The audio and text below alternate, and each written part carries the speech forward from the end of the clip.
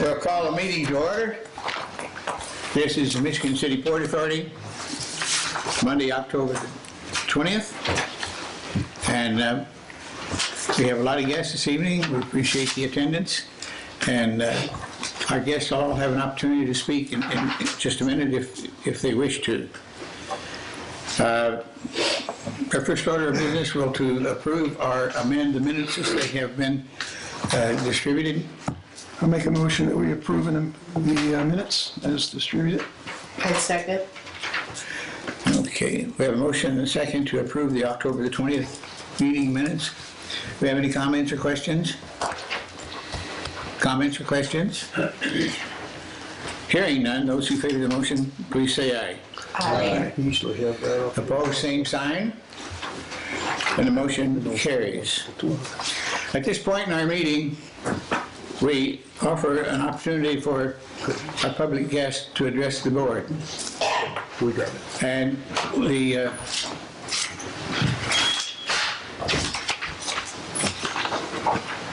the opportunity is for the guest to make their statement, and that doesn't necessarily mean that we enter into a debate with the board or that sort of thing. There will be probably a lot of questions to ask and that sort of thing.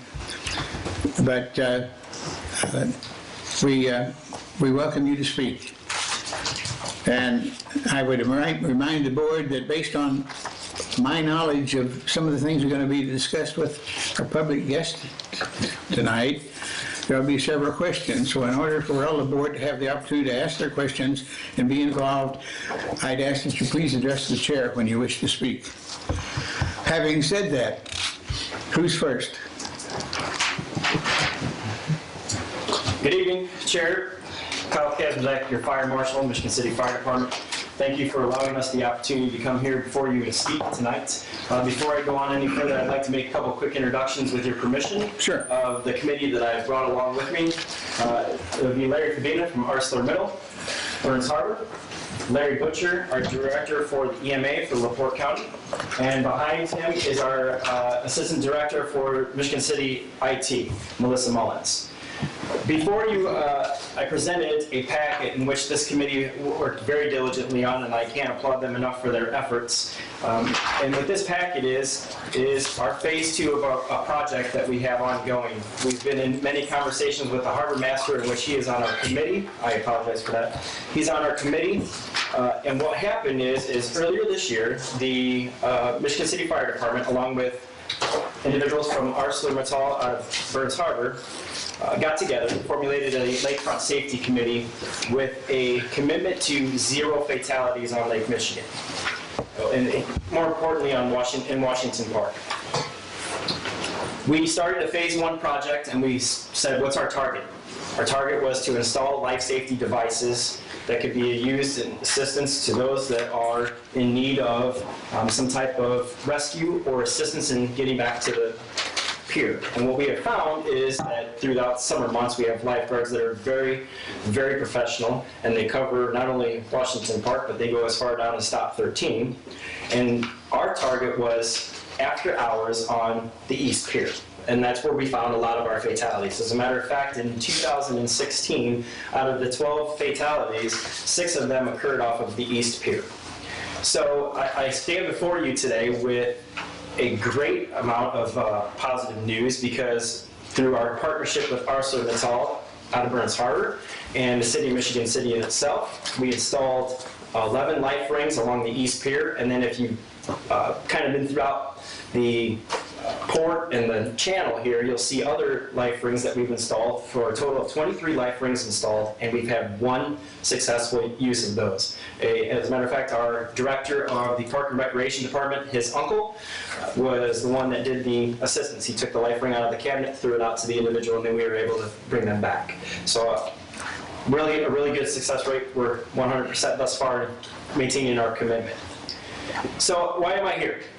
Earlier this week, I presented to the harbor master a spreadsheet in which is, I'm sorry, I should probably have been more versed before I stepped in front of you. I apologize. It's on page 3 of this packets that you have here. that is what we're looking at. This is phase 2. Our phase 2 of this project we named Safety Through Surveillance. So what we mean by that is, what we would like to do is install cameras on the East Pier. They would start pretty much where you walk out the catwalk out to the East Pier. Once you make it to the East Pier and then head north on the East Pier, you would have your first installment of a camera there. And then you would have more cameras down the catwalk, along with 2 at the end. That would be a 360 pan tilt zoom camera. And that camera is actually inside part of your packet. And then we would be able to watch those cameras from 3 major points. One being desk 1 at the Michigan City Police Department, the other being at the 911 center, and then the third would be at our EMA office, which is the basement of City Hall, for lack of better terms, on the lower level of City Hall. They would not be able to be manipulated in any way unless it was by the 911 center or desk 1, and the reason for the manipulation would be obvious. If there is a rescue or some type of incident on that pier, we would be able to zoom in and get all the cameras on that and give us rescuers real-time updates as we're responding to the park. In doing so, this project also includes and I'm sure you've seen it because it's been up for years, and we can ask Director Butcher how many exact years it's been up, but it's called the Cop in a Box, and it's at Westcott Park. Essentially, that camera is going to be moved from Westcott Park to Lot 1 here, and would be able to cover all of Lot 1 in a designated spot that we already have picked out, thus also covering the east side of your parking lot for any type of vigilance there. And what the Cop in the Box is pretty much the blue light. You'll see it coming down Michigan Boulevard as you come up to the Highway 12 and Michigan Boulevard. You see the blue light flashing. Essentially, that whole unit will be moved down here. As we know, there has been many of incidents down here that could probably have been prevented with some type of surveillance or maybe an early detection. That will allow us that opportunity. So lastly, on this project, and this one has nothing to do with you because of our great partnership of those that also want 0 fatalities and are leaders in this industry of the life safety, which is ArcelorMittal. They have given us a donation of $30,000 towards this project, and then through a grant, they're giving us another $30,000 towards signage. And I will point to the back of your packets. We have a proposed sign that will go up along the boat launch area. It'll be between the boat launch and also where the walkway is, facing east towards Lot 1. And this will be utilized for whatever the case may be. Obviously, if there's bacteria in the water, we can put that up there. If there's unsafe conditions, we can put that up there. We can put it up there in numerous languages, which I think we have failed each other in the city on because we really don't have much signage, if not very little signage, for those that come out of town and visit our park. And what we have found is statistically, Michigan City residents, even LaPorte County residents, are not the ones that are in need of rescue. It's those that come from outside of the city and even outside the state that we find that are the ones that are being victim of the waterfront here. So that would be what we would consider a phase 3 project. So with that, I'm sure there's a lot of questions. I will entertain anything, and I'll divert all my questions to the more professional people back here. But I'll open the floor. And again, thank you, Chairman, board members. Okay.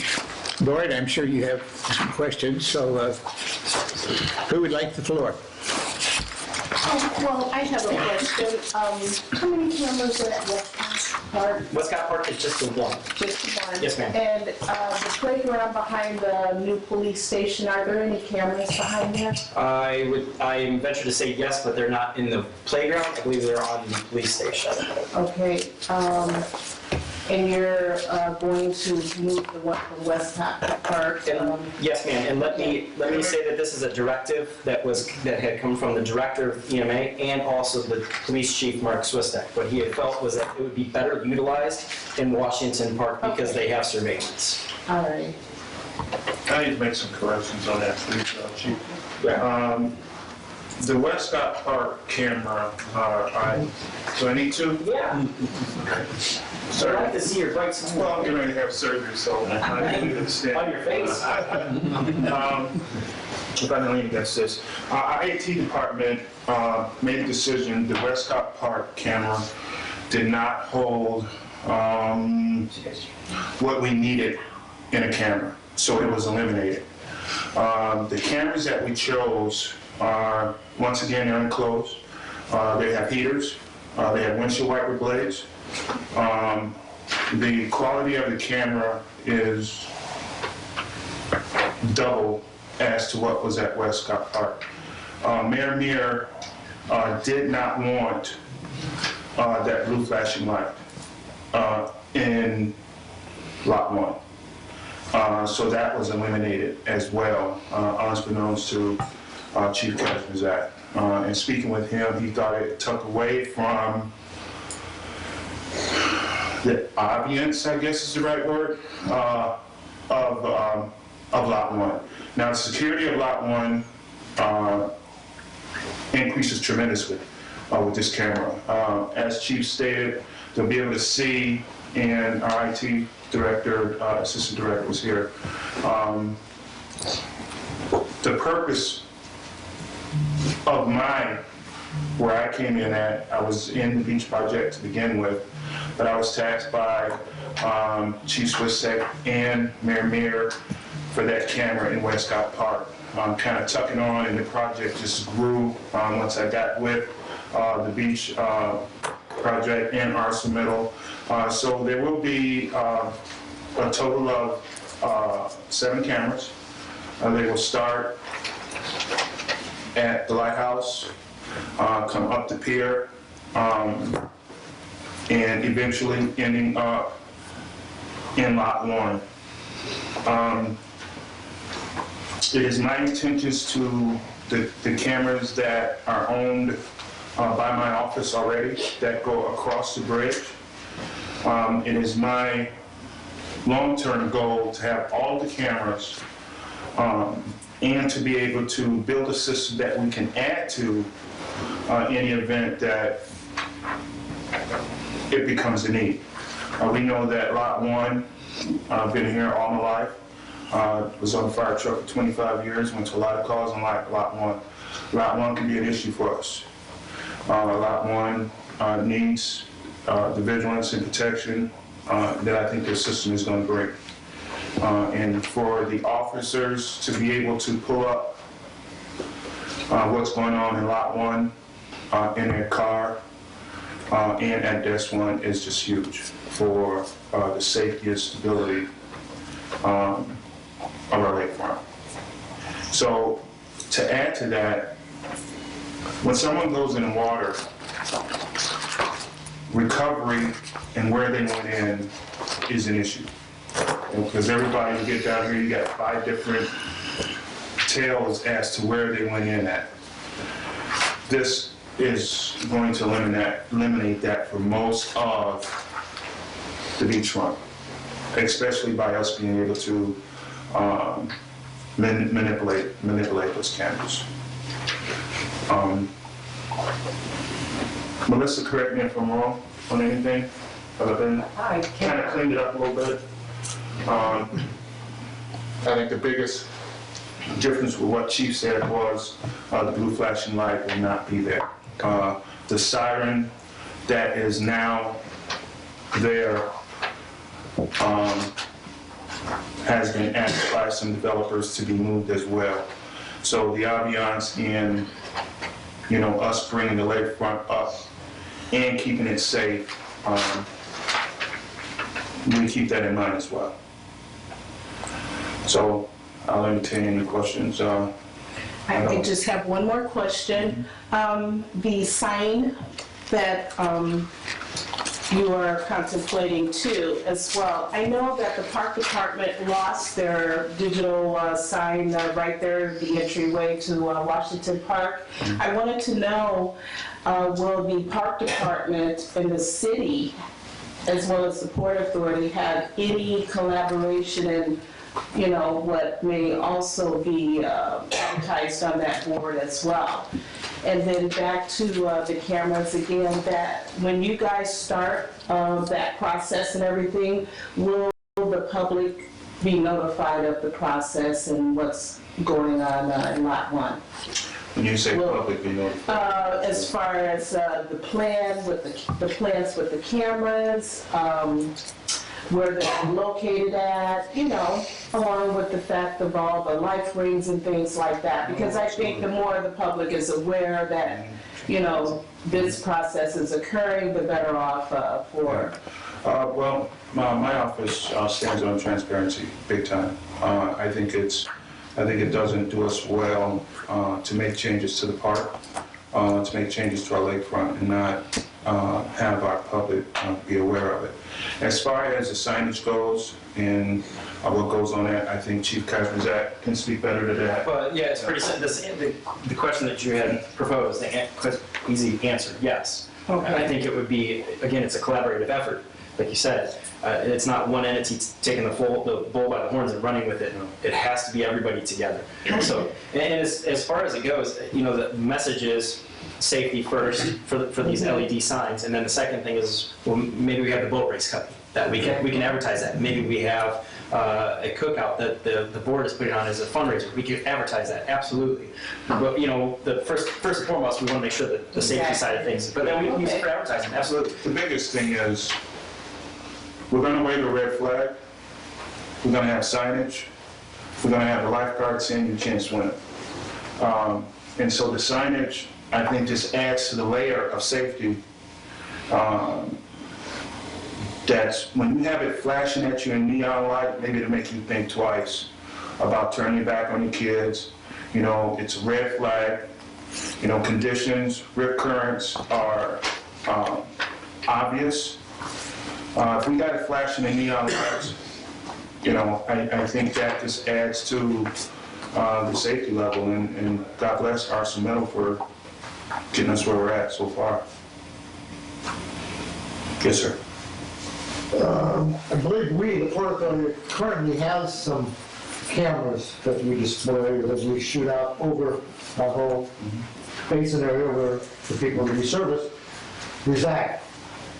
I don't think they're real sharp or real clear, and I don't know if there's upgrades since then. I think these are the people in here that we're real concerned about, as well as the public and others also. I don't know, is there an upgrade to the camera? And even on the east pier, I believe. I'll let we you have some. speak to that. I think you can answer. We have had a couple cameras in the basin. In our experience, they were never pointing where you needed, and once all the boats are in here, you really can't see much anyway. So since we remodeled the office, we have not maintained them. We offered them to this group, but they don't have the resolution that would be beneficial. So these newer cameras are much higher resolution and would work a lot better for what they're trying to do. We had 2 in the basin and 1 at the beginning of the catwalk, and they're analog. The new ones are digital. So it's definitely worth improving them. And we just didn't see the use with the ones inside the basin. They weren't as useful as we thought they were probably going to be. So we have not replaced them. Tim, if I can piggyback off what you just said, I'd like to introduce our Assistant Director with IT, Melissa Mullins. And I think there's one part that I kind of left out that I'll let her expound on, is we're running fiber optics. The city of Michigan City is eating the cost to run fiber optics from the south side of the bridge to actually the 800 dock, which may give some leeway to updating your camera. So I'll let Melissa talk on that one. Thank you, Paul. Thank you. One of the things that's kind of prevented us in the past from going with these better cameras has been our infrastructure, that we have really not had the bandwidth up on the beach side to provide that really reliable, great quality camera that we have been needing desperately. So with the project, like Kyle said, coming from the south side of the bridge across up to the beach, we're going to come out up at the 800 dock by the bathhouse, where we have existing stuff we're going to tie in there with fiber. At any time, once we get these cameras installed, it is expandable. So if the Port Authority decides they need better coverage in some other areas and find that they have the money for an additional camera or cameras that are going to fit that need, the PTZ, the 360 zoom in and out, then that's something that we can definitely add on to the system at a later time. That infrastructure is going to provide that for us. So I think that's also a very positive result of the fiber. Yes. I think when I looked at the email that you forwarded to us, forwarded to Port Authority, and they sent it to us, the cameras that you're talking about, could you expand on, I read part of where these cameras were going to be, where they're going to be displayed on the monitors. Are they going to be in police cars? Are they going to be at the fire department? Are they going to be at where are the monitors actually No. going to be for these That's a very cameras? good question. So there's going to be one computer at the EOC at City Hall in the lower level that will access them, one at the fire station, and one in the 911 center. And they will be dedicated to it. So it's not like I'm going to come out there on my cell phone and just start checking out cameras and see what's going on.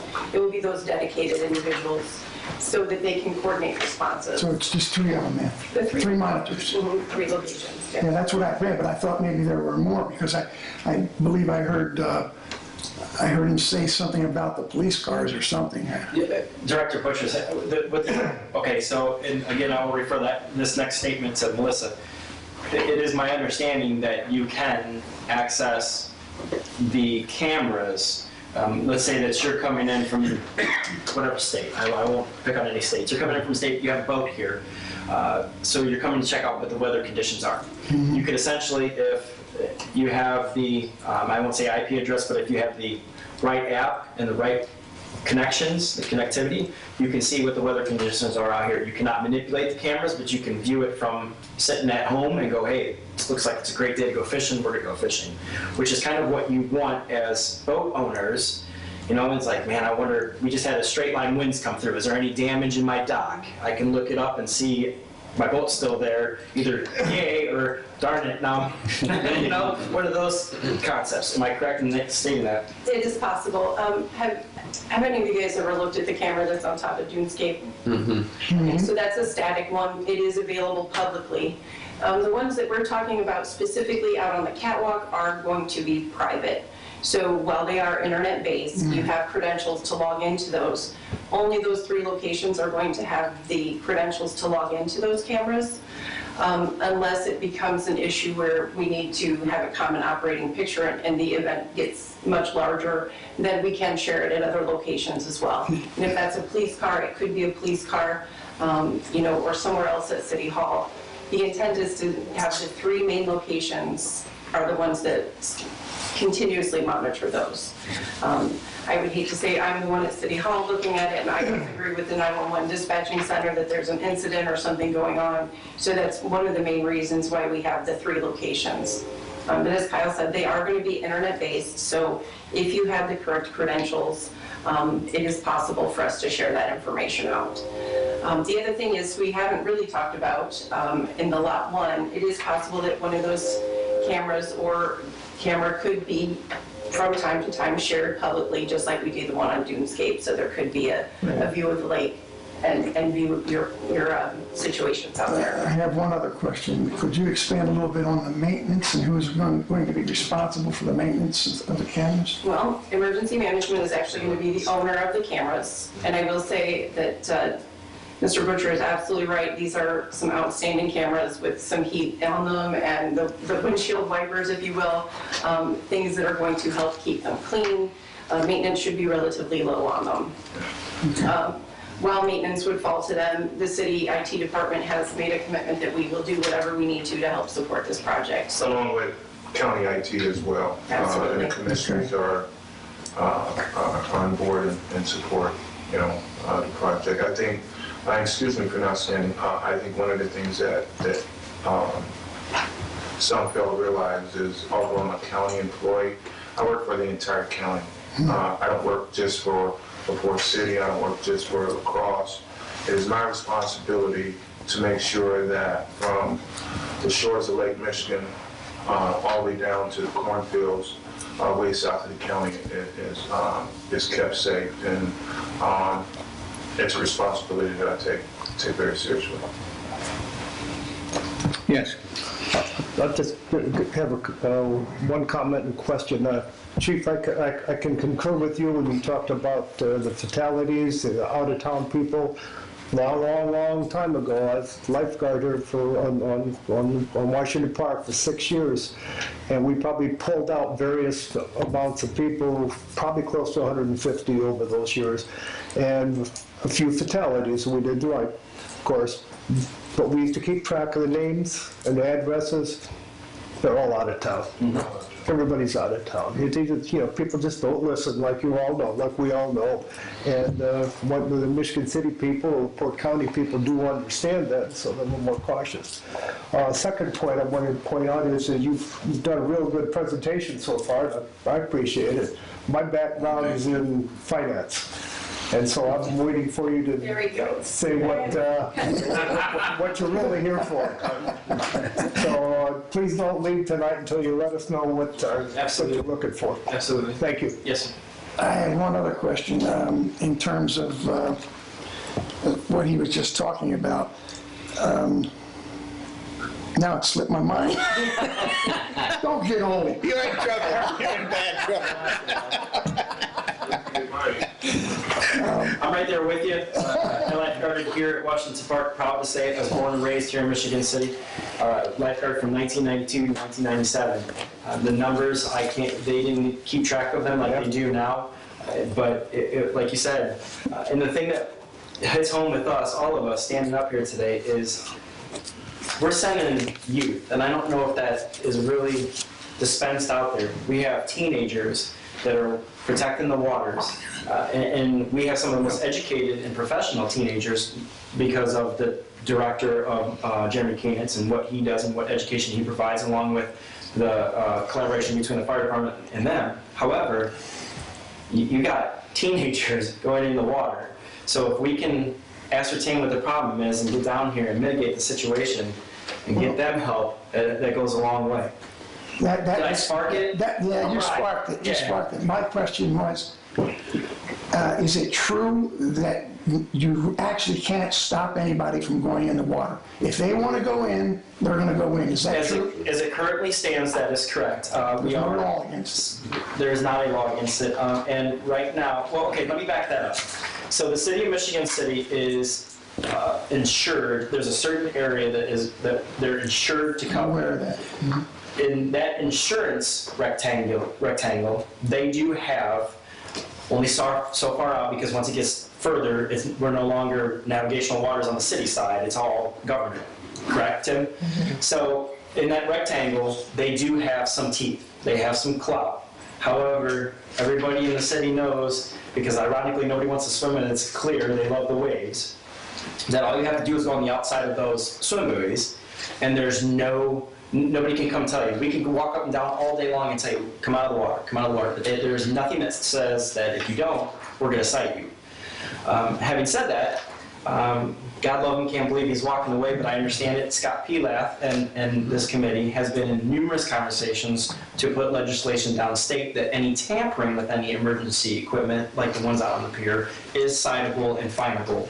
And we're working on that as we speak. So what you're saying is within that insurance area, there's probably, is there a city ordinance that says that you must obey what they tell you? It is under ordinance, and it's under the direction of the Michigan City Police Department, along with the Washington Park lifeguards. So they would essentially pull them out and then give them an ordinance citation. Okay. Does that hold much validity to it? Yes and no. I mean, they have to see, they'll go to court for that, but what the fine is, I think it's like $25. So. Mr. Messina, you have a question? Out of there. Go ahead, Dan. Yeah, I'm someone who's a financial person too. Okay. If you don't answer my No, question, really, I know I'll confuse you. Okay. How do these things work at night? I mean, if we go with something going on out there in the evening hours, can somebody tell me how these cameras would show? Sorry? I apologize, I thought I was going to sneak out of it. No, they definitely have night vision capabilities, and we can see very well and with the quality of these cameras at night. In fact, they're probably one of the best cameras I've seen in this application, so we're going to be able to see very clearly what's going on. It's not going to be like when you look at the news and they have gas station footage of some guy. Does he look familiar to you? Are you sure there was a guy there? No, but these are really well illuminated at night for night vision, and we'll be able to see clearly at nighttime. Yeah. Okay, Board, I wish- maybe another quick, it's a Friday evening, 5 o'clock. And 3 of the 4 cameras or stations that we viewing probably gonna be gone for the weekend.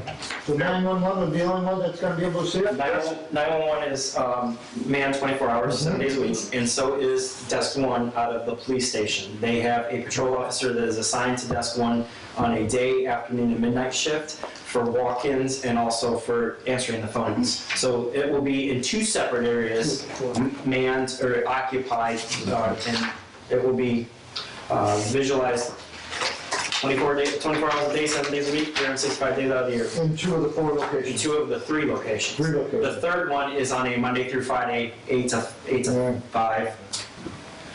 And recorded. And record, yeah, it is a DVR, it is recorded. I have some questions. Fire away. What is your schedule for completion? Oh, great question. The fiber optics is going to be completed by the end of this year, and I think it's actually further along than we anticipated, which is good news. The project itself is, we'll go back to the financial statement. It really came down to finances. As soon as we are squared away with all of our finances, we can start on it immediately. And I think the scope of work is inside your packet from Minor Electronics. I wanted to make sure I gave you that information because they spelled it out from A to Z on what they will be doing and what our end of it is and what their end of it is. And I believe, I want to say, correct me if I'm wrong, Larry, I think it's a 3-month process in which, from start to finish, we can be up and running and ready to go. And you're specifically asking the Port Authority for what financial Okay, support? great question, and I always leave that for last. Phase 1, and I'm going to again bring up one of our committee members that can speak more elaborately on the finance side of things than I can. That's Larry Fabina from Arsenal Middle. But let's go back to the original phase.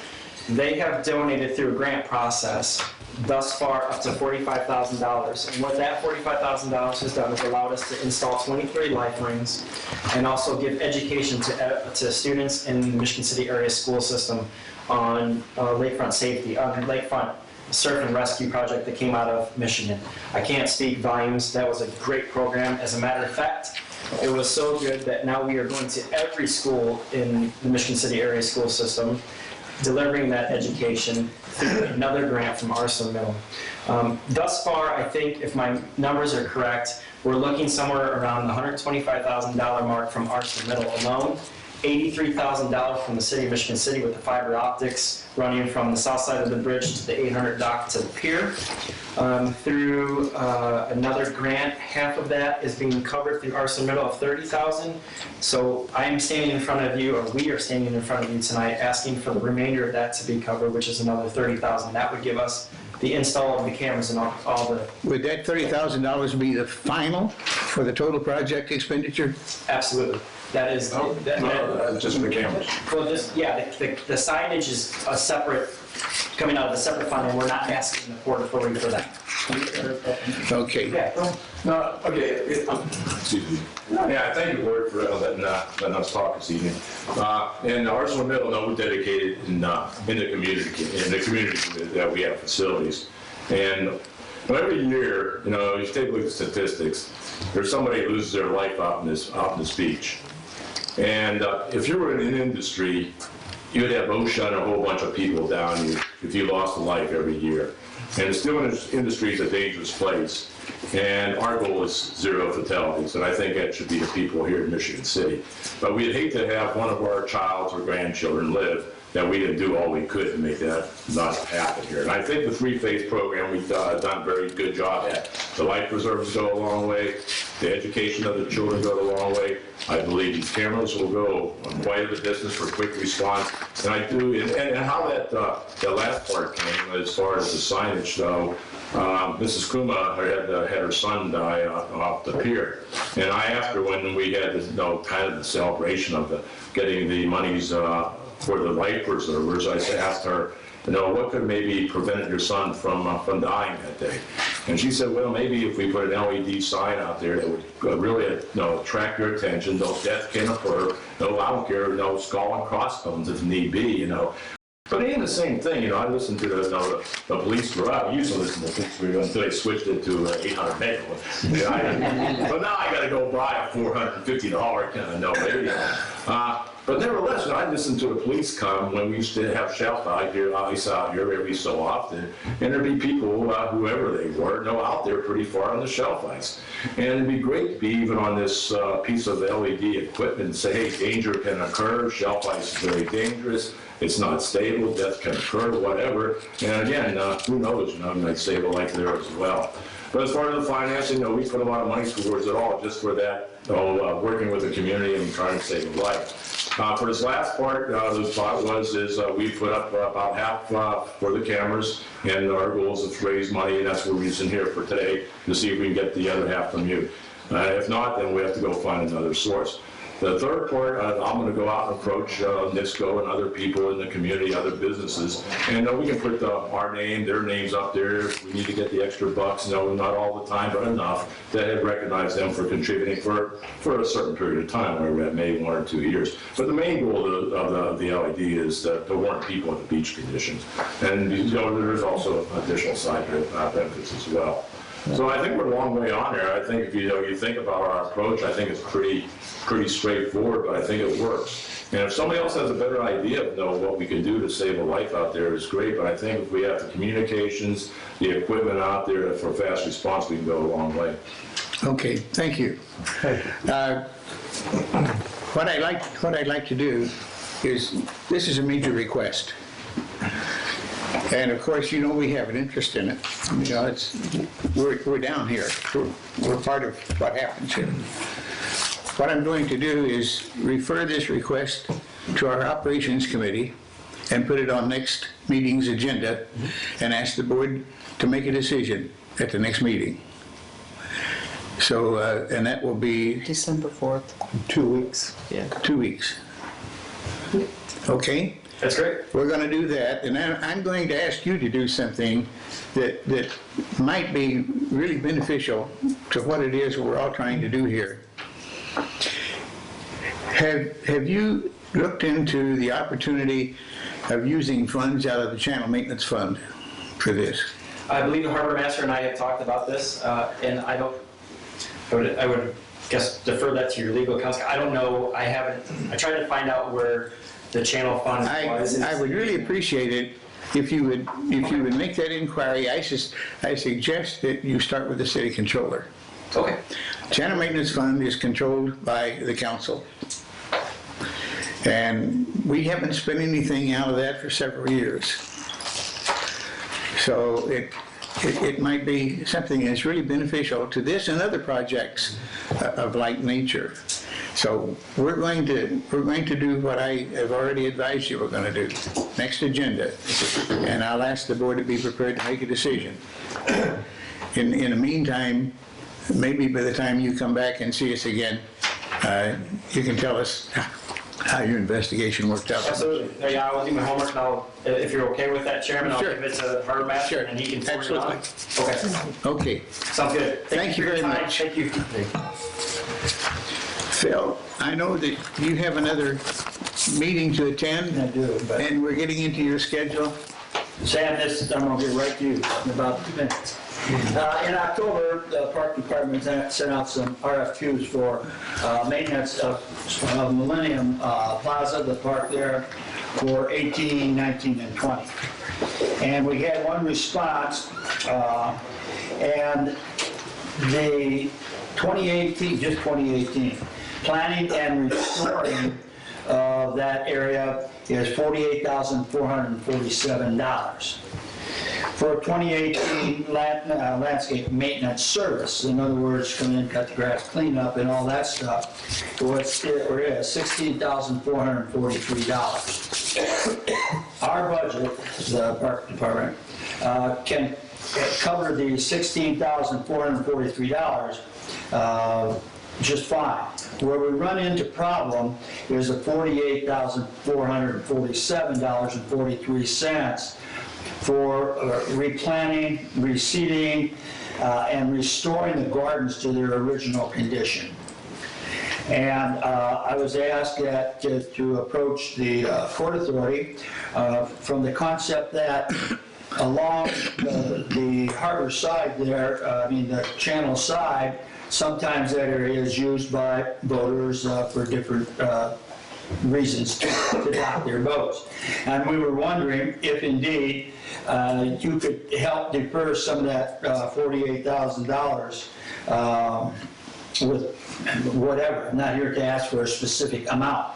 And I'm certainly not here to ask for all $48,447, although if you find that, I'm sure that we would accept it. But what I'm asking is if during your meetings, I know it has to be okay to vote on a public meeting, but your finance committee, if indeed could find some money for, this would be for 2018. When does it start? Weather dependent. They're not going to go out there and plant and fix things up, obviously, during the winter months. So I don't have a starting date, nor do they. I'm just here to ask the Port Authority to consider in some fashion, way, if they deem it as beneficial to you, to help defray some of the $48,447. What's your specific request, Phil? We'd like to see 10,000 if possible, but 5 would be acceptable also, but 10,000 I guess would be, anyhow, that's what was mentioned out of the 48. We can cover some of the 48, we can't cover all of it, as long as we have to take that $16,443 out. When did you plan on spending the money? I'm sorry? When do you plan on spending the money? I know it's sometime next year. Yes. Well, they've already sent the quotes in. If we're talking about here, about upgrading and planning and reseeding, when that is completed, I don't have the contract. I don't know if we have to pay them in so much every month or however that works. I do know that for the maintenance, we pay them monthly for that. But this is something other than the maintenance. Is this a one-time request? Yes. Yes. Yes. What happened, Sam, was we sent these out in October. And there is money, I wish I could tell you, I don't have that total, but I didn't get that from Jeremy. We have money, and you put money aside, and they budgeted money for these upgrades and restore the garden to its original, the way it looked originally. But then plan on $48,447. Plus the $16,443 for the maintenance for the entire year. But yes, just a one-time request. We're not, for 19 and 20, there isn't anything in the RFQs to restore to the original. But I don't want to say we've neglected or anybody neglected it, but it hasn't been done for the past few years. So obviously when you don't keep up on things, they kind of go by. Okay, in keeping with your schedule, I'm kind of pushing that. I appreciate that, yeah. But go ahead. With my understanding, Phil, when I attended the meeting here, that you guys were going to do this in stages to be able to afford it, but you would still need money from us even if you do it in stages? The stages are the year. We're going to have, our RFQ is for 18, 19, and 20 for 3 years. The landscape maintenance, that is just a every year thing. That's $16,000. It goes up like anything else every year. But the planning and restoration, and going back to the original, the way the garden and the area originally was, the stages would be, they'd have the first, my garden is 70 square feet, so I don't know much about growing things except weeds. But I know they can't, there's a time frame where you can plant roses, and then you can plant carnations, or just as an example. So that would be the sequence that you would be referring to. Okay, I was confused about that. Yeah. I thought you were gonna spend so much money here and then wait a little while and spend a little bit more and wait a little while and Well, spend a little bit more. it'll all be in 18, and basically, you're right, we're gonna, I don't exactly know the blueprint of where they're gonna do it But you're first. gonna do it all in 18. Yes, this is for 2018, according to the RFQ. Phil, with the approval of the board, we'll refer this also to the Operations Committee. It'll be on next week's agenda. And perhaps at that time, the board will decide what they want to do. Okay, if there are any questions, you can either get hold of me or Shannon, who would have great knowledge of the money, where it is. So if there's any problem, call Shannon, she knows everything. But anyhow, I appreciate it. Thanks for listening to me, and I got another meeting at 6 o'clock. So, thank you. Thanks, Phil. Colin, you're up. All right.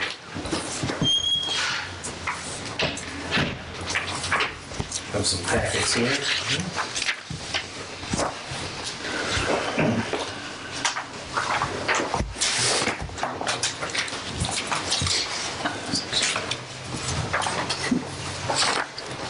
Basically took an hour before.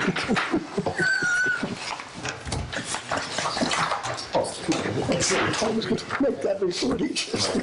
I didn't know he was gonna be here.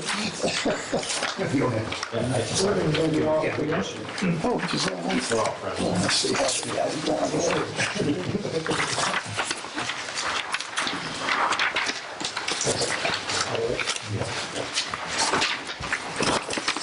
Thank you.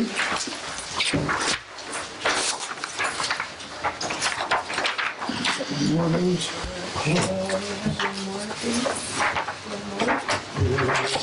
Share? Yeah, Okay. Got it, thank you.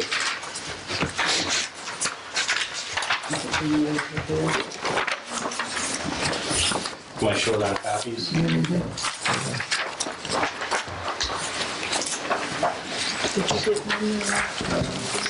Yes.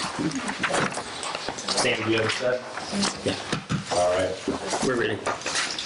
All right, so we'll be starting with the small sheet, which is a summary, and following that, the others are extra information essentially.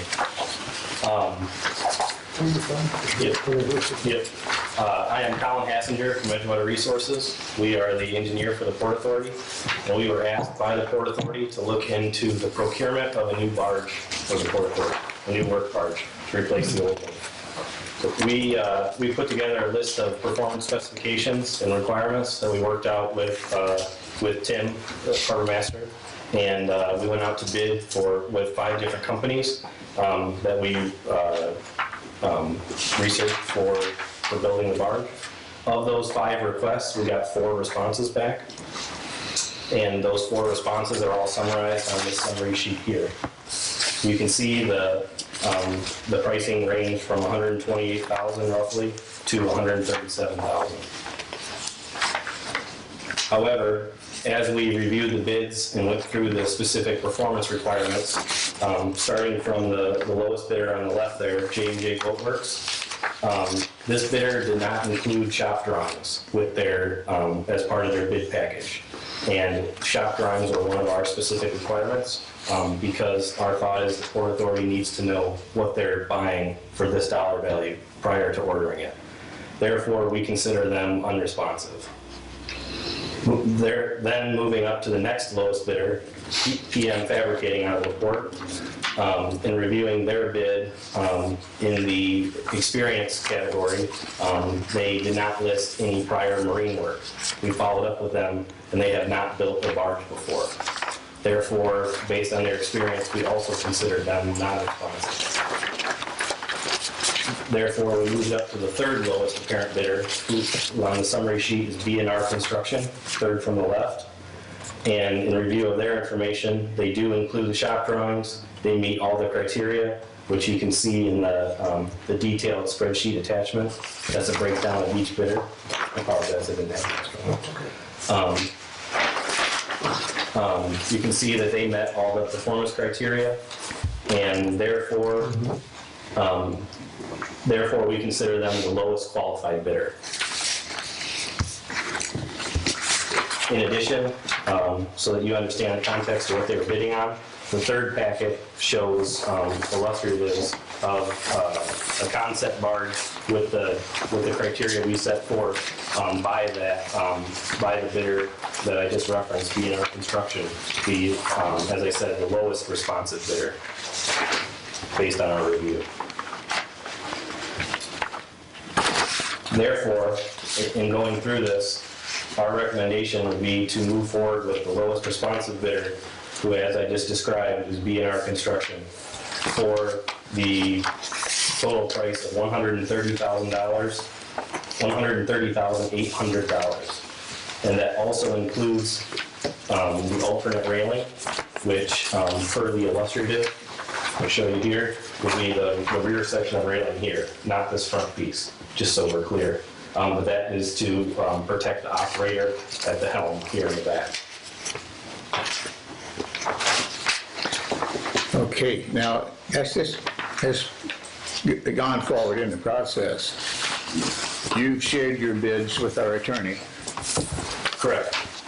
And are there any legal issues that would prevent the board from accepting this bid? Not that I've seen with the bid. Yeah, and let me be clear, Sam, our recommendation is subject to legal review. Right. If Attorney Zachnew wanted to look through anything further, then so be it. But based on the bids at hand, that's our recommendation. Okay. When do you think, if the board approves the bid tonight, when do you think they could get started, and when do you think we could get delivery? The contractual delivery date in the RFP was May 1st, so they must complete it by May 1st. That's kind of late. Yep, that's our drop dead zero date.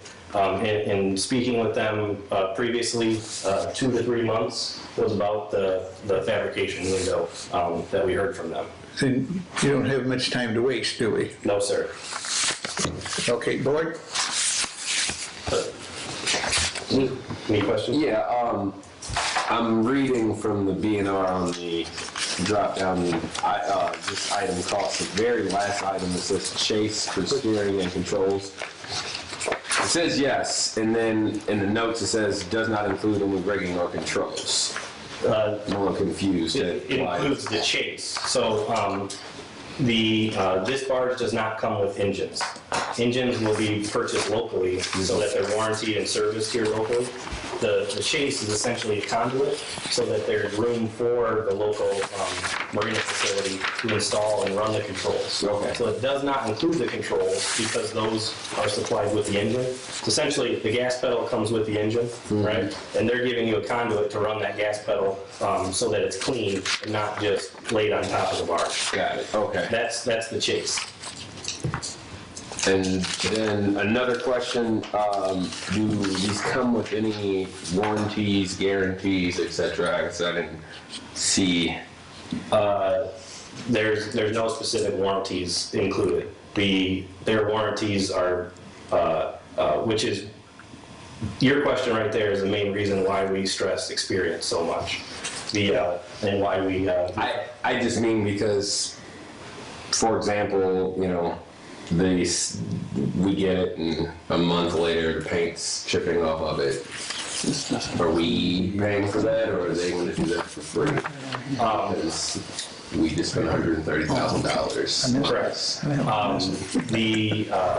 My assumption would be them, and that's something that we would review in the contract prior to signing to verify that. But I don't have an answer for you offhand because we don't have a draft contract. Okay, that really goes, that one reason why I believe why you're suggesting to go with B&R is because of the experience they have doing these, and Correct. They have built. They've got a reputation for doing these things right. Correct. They have built multiple barges of this exact same size. They're actually, there's example videos on YouTube that we reviewed with Tim just to understand what they offer. And again, your reservation was my reservation also, which is one of the reasons why we stress the experience requirement. But as I said, the warranty and the craftsmanship requirements, those will be detailed out in the contract, which will also get reviewed with the attorney prior to signing. Okay. I think the best that I can do as far as having some questions is, will we be getting anything we didn't have before? It's basically a modern interpretation of what you had before. No upgrades, no additions? It's the same components, but they're all newer and better, if you will. So the crane, for instance, is remote control. The operator can safely be in the back near the railing and control it from a remote. Previously, I don't know if you remember the old barge, there was a small seat attached to the crane, and you had to start a separate engine and ride on it and run those controls. That's the reason for my question. Yes. This, as I said, this is a modern interpretation. Okay. It's, all the components are state-of-the-art compared to the other one. This has, it's set up for twin engines to maneuver tightly. It's set up with accessory electronics, a generator and a welder, so that it can be used for various different work. Alternate tools and accessories can be plugged into it. And the idea is we want it to be very capable of all the different types of work needed by the Port Authority. Okay. The performance requirements were reviewed with Tim and Dan and went through in detail as we put those together. It's not like we buy these things very often. This one is Right. probably 20 years old or something They're like that. hard to find on the shelf. Yeah, so, Well, I am concerned since I did hear you say there's no warranty and you're looking for experience, or? I'm sorry if that was unclear. Okay. I don't know the warranty requirements. Okay. Those are usually worked out in the contracting phase. I don't have a clear detail. If I can look into it more, but as I said, that's something we'll verify with the attorney prior to having the contract available for the harbor master to sign. Well, since we don't have this additional barge insurance, you know, that would be something that's very crucial to have some clarity on. Perfect. I have a question Yes. for you. This B&R construction that you're suggesting, this $130,800 is that the full amount? There won't be anything coming after that? Correct. That includes freight to Michigan City. That's So what I was concerned about. That is them bringing the barge to the parking lot. That's what we requested. Putting it in, splashing it, putting it in the water will be the responsibility of the Port Authority. But that includes freight to Trail Creek parking lot, essentially. Do they top it off as well before we get it? Just like buying a car. You have to ask me that the last time. George, would someone care to make a motion to get this barge started? And one thing I do want to point out is, just so that, full disclosure, as I said, it does not include engine controls. That's an additional cost. But the thought there was to procure that locally, so it can be warranted here in town, which there's capable dealers here in town, and let's keep it Michigan City sort of thing. And additionally, it does come painted and everything ready to go, but it does not include a logo, because for the same reason, we wanted to source the logo here locally and make sure it's correct and that sort of thing, instead of it coming from out of town and it shows up incorrectly, good point. I like it. as long as we're clear. Yes. If there's no other questions? Just quickly, are you two happy with this? Sure. That's all I got. Maybe, now, is there any other questions? Time for it. Well, I'll make a motion that we contract with B&R Construction at Taylorville, Illinois for $130,800 to supply us with a new barge. I'll second that. There a motion and second to approve the B&R construction bid for $130,800 to build us a new barge and have it here no later than May the 1st, 2018. Do we have questions or comments? Questions or comments? Hearing none, those in favor of the motion, please say aye. Aye. Opposed, same sign. Congratulations, Colin, you've done a good job. Thank you, and thank you for your time. Please don't let the schedule get away from us.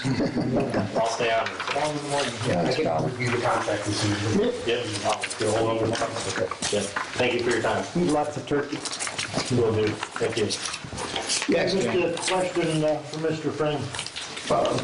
To supply power to this, 2 motors, upward motor is going to be quite pricey.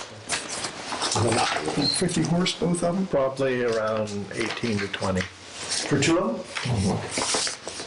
them? And then a crane will have to be, The crane comes with Crane it. comes with it. crane does, and the generators? Comes with it. That's all on there. The only other, Fuel tank's right back here. Outside, yeah. Dan, the only other expense are the mortars. There was 2 reasons we went with the mortars. First of all, we knew we were going to buy them locally. For all the reasons that you want to buy motorboat mortars locally. And the other was, it doesn't make sense to buy those things locally and run them through a contractor's, run them through his budget. Right. And what are your requirements for power?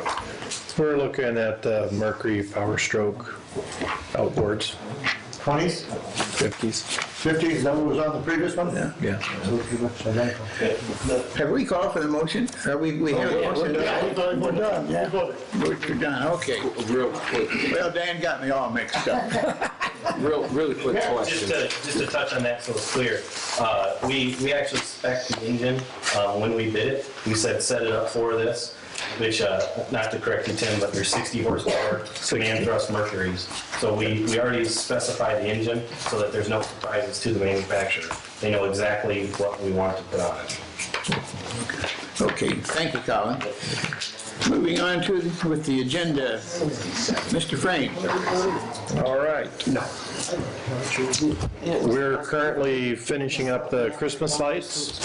There'll be the turning on ceremony probably around 5 o'clock on December 2nd. You may have noticed there's still 3 boats out in the marina. They've all signed up with the late lever program. 2 of those, I believe, we're still going to winterize when they're ready to come out. We're also currently finishing putting out de-icers throughout the marina. And then we're going to get started on some of our other things once we've got everything as ice-proof as we can make it. I also received an email this week from Jay Neese, who is the engineer with SEH of Indiana, and they are currently working for the Redevelopment Commission to do some engineering out here for the Washington Park Master Plan. And his email was just an informational to make us aware that the Redevelopment Commission has contracted with them to do the engineering and construction management for a parking lot south of the office here. And they hope to approve that at the next Redevelopment Commission meeting on December 11th. We have a meeting coming up December 1st to go over some details of that, but assuming that all goes through, they expect to have the parking lot out here completed by May 15th of next year. Now, related to that, Mr. Zach Noon will have to work with the park attorney and do some property transfers, and redevelopment wanted us to know that things are in motion, and so when it comes time to do whatever adjustments need doing, we're ready to do it. So there's nothing that we need to do right at the moment. They just wanted us to be aware that the parking lot is moving forward. Yes, sir. Yeah, I'd like to expound on that a little bit. From what I heard at the park board meeting that I was at, I asked some questions there because they talked about this at the park board meeting.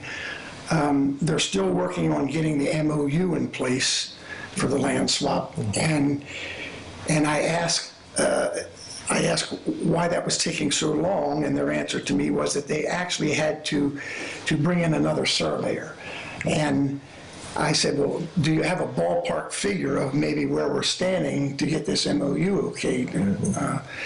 And they told me that, of course, it'll depend on when they get back the survey results, but they're thinking probably no later than around December the 1st. They're hoping to have it done. They're not promising that, but they're hoping to have it done by December the 1st, and this MOU can be, with which, of course, our attorney, like you said, would have to work with them on this MOU and so forth and so on. So it all depends on, I understand where you're going. You're one step ahead of that, okay? But we got to get this MOU in place before we can do anything. Right. And we have to see the drawings before we sign the MOU. Yep. Yep. Good. And that's all I have for now, unless anybody has any questions. Okay. With this, these meetings we've been going to with the redevelopment commission and for the major plan here, have they put a price on who's flipping the bill for that? For the parking lot, it's To start with. redevelopment commission. That's all, okay. I don't know what the actual construction price is gonna be. Well, But they're picking up it's the way I understand it, the entire thing. Yes. Yeah, Is the barge going? not yet. Anything else? Any other questions of Mr. Frank? Thank you, Tim. Mrs. Plicky, may we have your report, please? Right now, we don't have a lot going on. We're just in the office of taking care of the customers, and the deposits are still coming in. Soon we'll get ready for our next payment to go out in the middle of December, and that's about it. Do you have shutdown dates? You're gonna close the office down on Christmas like you usually do, or Yeah, something? around the 14th or 15th of December. And we're gonna go back to back in December? And you'll get 2 paydays in December. But nothing in January. Or something like that. Anything else? Any other questions? Mr. Garrett? Okay, let me find the right consent. There it is. So I am just gonna touch on actually 4 items. So if you're looking at your claims docket, the very first item that I'm looking at is for $26,785. That is for our racks. And is that the first final? It's the final. Final, okay. Final bill for that. And then if you go 2 down from there, that is a payroll entry for $9,816.81. And 2 more down from there is Action Fence, and this is just a holding until the fence is done. Then if you drop all the way to the bottom and go 3 up from there for $77,976.39, that is for fuel. And I would assume that probably is the last one of the season.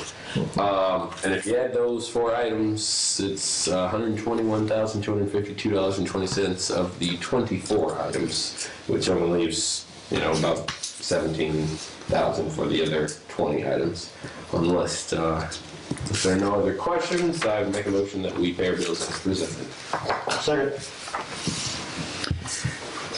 Questions or comments? Questions or comments? Hearing none, those who favor the motion, please say aye. Aye.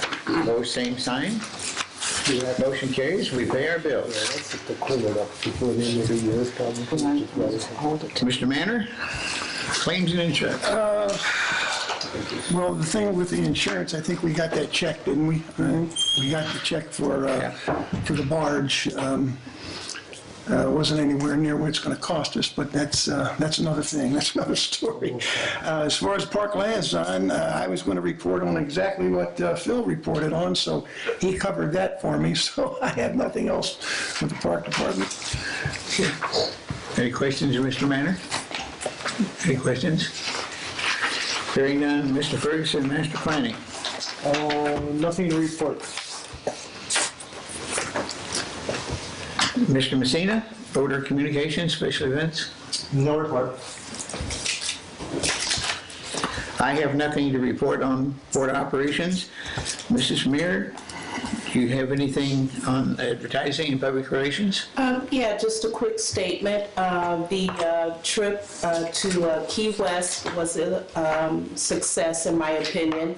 I know that team members from LaPorte County Visitors Bureau, as well as the mayor, met with some of the heads of Super Bowl International. They do believe they'll have more participants next year in the 2018 race. And it will be the 10th annual, so there are talks occurring right now for more festivities because it's the 10th annual. And the mayor was even successful in getting some of the team racers to actually do a video for the Michigan City High School Wolves football team for regionals. So we were able to get that out of the deal as well. So. Thank you. Board, do you have questions, Mrs. Mayor? If not, may we have the attorney's report, Mr. Sackman? Certainly. I'm pleased to report that the Coast Guard has finished their physical examination of the barge and have authorized us to remove it, or have it removed, rather. I spoke to Charlie Keene last week and told him that we had authority to remove the barge. He said he would get on it. Followed up with him today on an email asking him if he had any additional information. He said, I haven't heard yet. You know, it was only a few days ago that we talked about this, so I'll keep on Charlie to determine when the insurer is going to remove the barge. On the license agreement for Marquette Rowing, unless I pulled the wrong one, but I don't think I did, the lease term that we granted them last year was from May 1st, 2017. It ends on April 30th, 2018.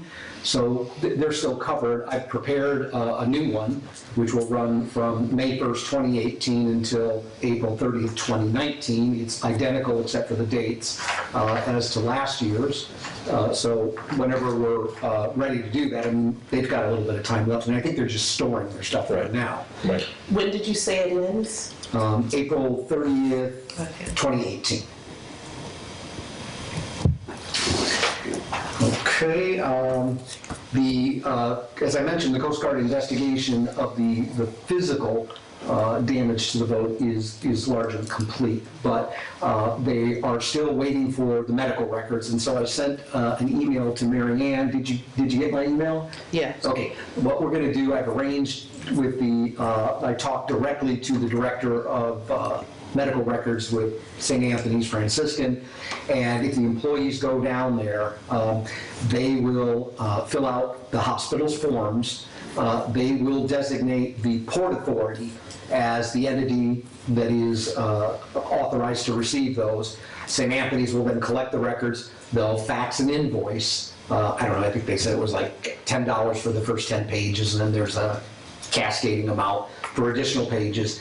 We pay the bill, then they'll send them to us. So when we get those medical records here, we'll let Mr. Drury, the Coast Guard investigator, know that they're available, and then he can take a look. Again, I think all he's looking for is to see if there was any evidence of drugs in anybody's system or alcohol. We know that some of the employees were given pain medication at the time, so I'm not sure what he's going to find, but we're going to make those records available to him. And I have what I believe is going to be the final dockside cafe lease. At least this is the lease that we're going to set out for bid. It provides that the minimum bid will be at least $1,000 a month for a 5-month term. If whoever wants to lease the cafe decides that he or she wants to stay open another month, the thinking is they could come back and ask the board if they can stay. There will be a 2-year renewal option at a rent to be determined. So that is perhaps something that, if one bidder is willing to pay a little bit more in 2019 and 2020 than another, that might be a factor to take into account in determining who to award the bid to. I've touched base with the harbor master and staff, and I've included everything in there that they wanted, particularly related to trash removal and keeping the place spick and span, which was a concern, and that is reflected in this proposed lease agreement. Without asking you to be specific, are there significant changes to the lease? No, Okay. there really aren't. That's good enough. Thank you. And that's all I have. Board, you have questions for Mr. Zechman? I have a question for the harbor master. How did they do last year? Do you know? Did they do fairly well, or? I believe so. Norm doesn't like to go into detail really, but it seemed that they were busy every time I looked over there.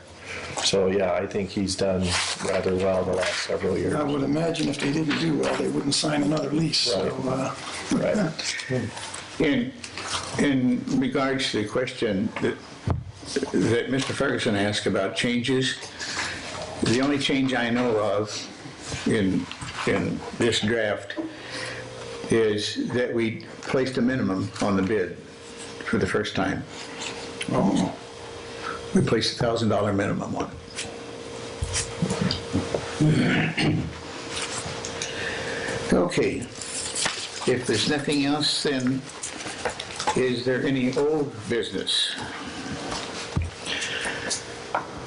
Do our guests have anything they'd like to say? Hi, good afternoon, Mr. Chair and board members. Just curious about the lease and when it's going to be available for bid. I'm sorry? Forgive me if I haven't spoken up. I was curious about the lease date for the Dockside Cafe and when it's going to be available for bid. who are you? Forgive me. My name is Joe Minari. I'm the owner of Heroes Hospitality. We're Michigan City, locally owned veteran and operator. Okay. When does our current lease expire with them? The current lease, I believe, has expired. Right. Yeah. It has. I'm sorry, who are you with again? Heroes Hospitality. It's doing business as Heroes Hot Dog in Michigan City.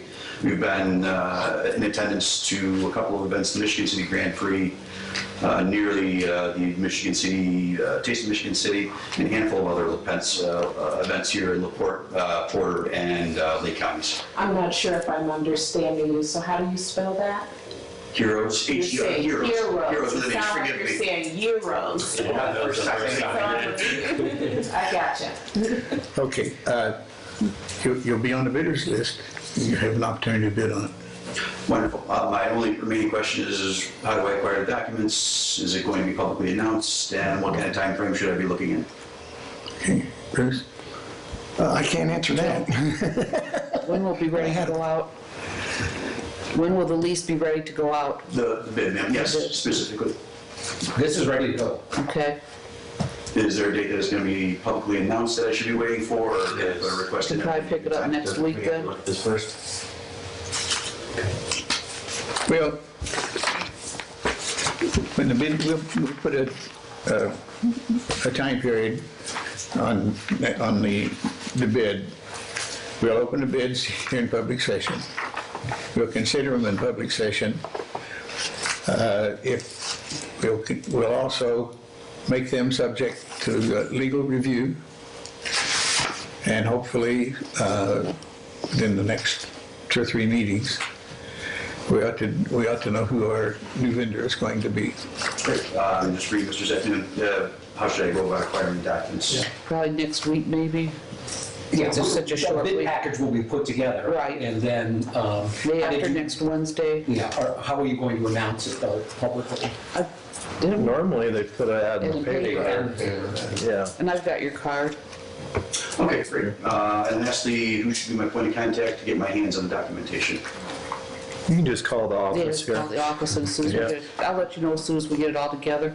Excellent. I'll look forward to talking to you folks later. Thank you for your time, ladies and gentlemen. Thank you. And I have one comment. Yes, sir. I want to thank you for your service. Thank you, Karen. I love what I did. It's a young man's game.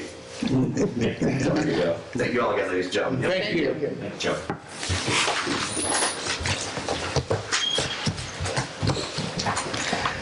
One last item of business before we adjourn is it's time for board officer election.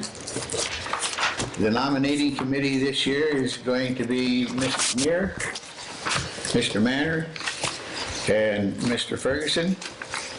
You'll meet, you'll make your decision you'll make a recommendation to the board.